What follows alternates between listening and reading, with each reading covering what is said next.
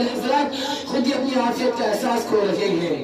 یہ تو میں نے آپ کو 1994 کا واقعہ بتایا.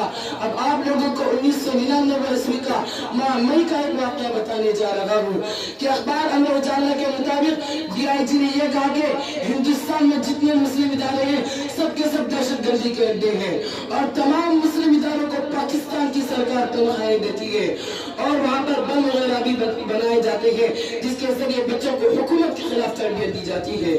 تو میں ڈی آئی جی اور حکومت سے سوال کرتا ہوں کہ جب تم نے مسلم اداروں کو دہشت گرد کا اڈا قرار دیا تو بتاؤ تم نے 1994 میں مدت العلماء میں چھاپا ڈالا تھا تو وہاں پر تم نے کتنے دہشت گردوں کو گرفتار کیا؟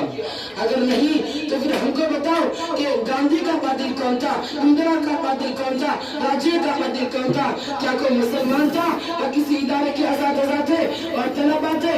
قاتل تو گلشن کے مالی بیٹے